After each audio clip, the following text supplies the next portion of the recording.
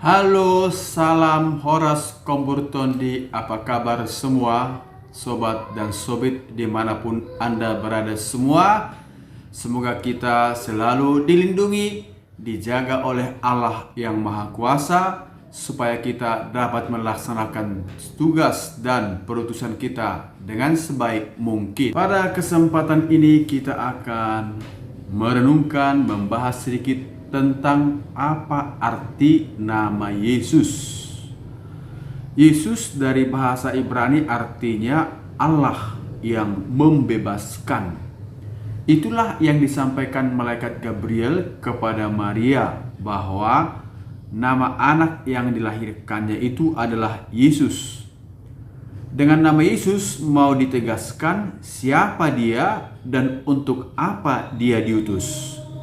Dalam Lukas pasal 1 ayat 31 dikatakan, sesungguhnya engkau akan mengandung dan akan melahirkan seorang anak laki-laki, dan hendaklah engkau menamai dia Yesus.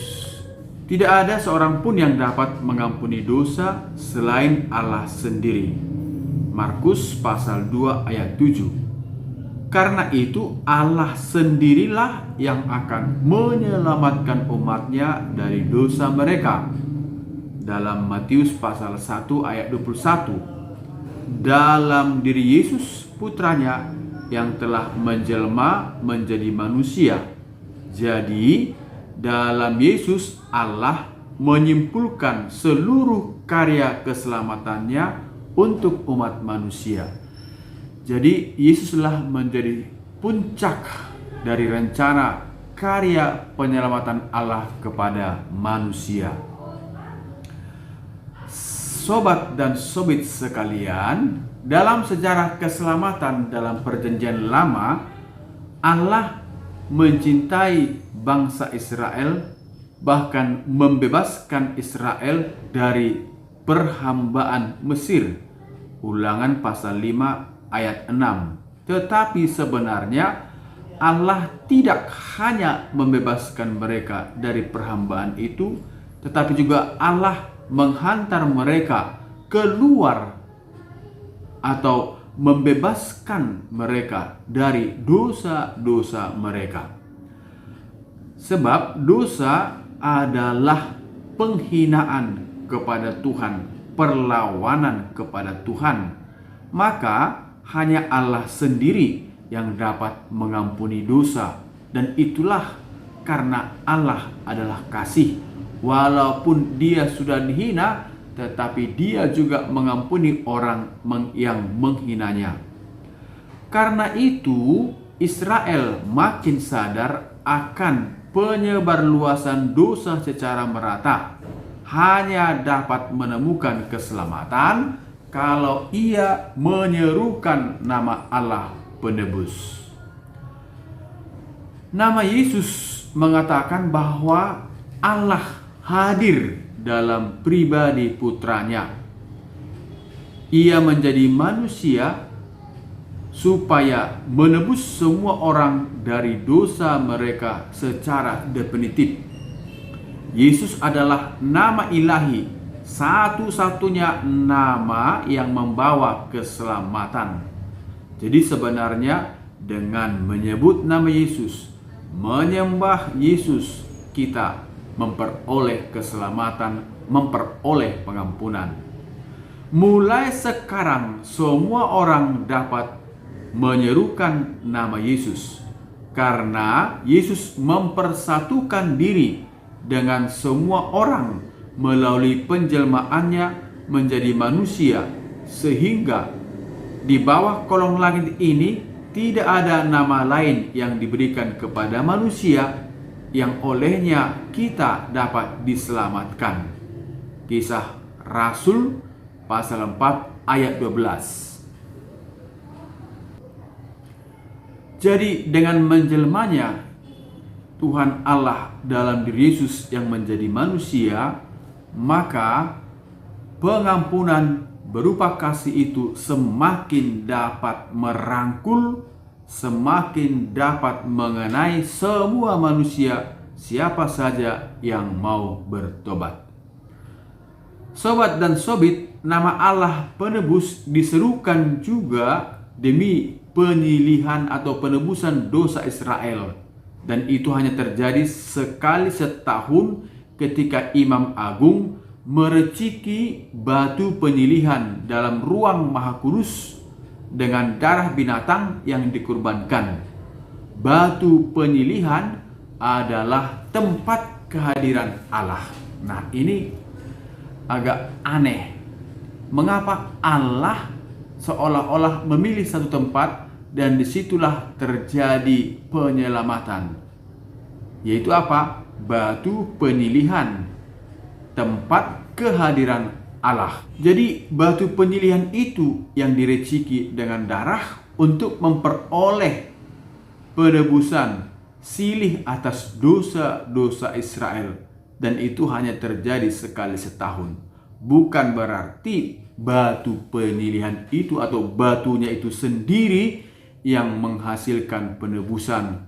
Tetapi manusia selalu membutuhkan media, membutuhkan simbol-simbol untuk membantu dia menanggapi atau mampu merespon, mengetahui kekuatan dahsyat kuasa Allah itu sendiri.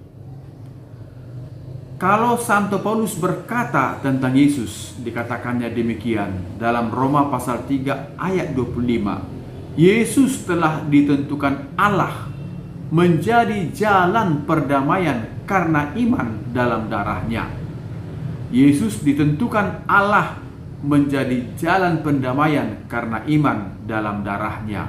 Jadi Yesus itu menjadi pendamaian tidak begitu saja terjadi, tetapi melalui proses yang disebut kematiannya di kayu salib, di mana dia mencurahkan darahnya di situ, dan darahnya itulah yang menjadi silih atas dosa-dosa kita. Maka dengan itu dimaksudkan bahwa dalam kodrat manusianya ada Allah yang mendamaikan dunia dengan dirinya oleh Kristus. Dalam kodrat manusianya Allah ada untuk mendamaikan dunia. Dan karena Yesus sendiri adalah Allah itu sendiri. Sobat dan sobit, kebangkitan Yesus memuliakan nama Allah pembebas. Karena mulai saat itu nama Yesus menyatakan secara penuh dan utuh kekuasaan dari nama di atas segala nama. Filipi pasal 2 ayat 9. Roh-roh jahat takut akan nama Yesus, dan murid-murid Yesus mengerjakan mujizat dalam nama Yesus, karena ia akan memberikan kepada mereka segala sesuatu yang mereka minta kepada Bapa dalam nama Yesus. Jadi kalau kita berdoa, berdoalah dalam nama Yesus. Mintalah dalam nama Yesus. Dalam nama Yesus aku berdoa. Dalam nama Yesus aku meminta. Dalam nama Yesus aku memohon. Bahkan kalau ada orang sakit, dengan iman yang teguh kita minta, dalam nama Yesus sembuhlah. Ketika ada orang yang tersesat, ada orang yang dikuasai roh jahat, kita berdoa, dalam nama Yesus keluarlah.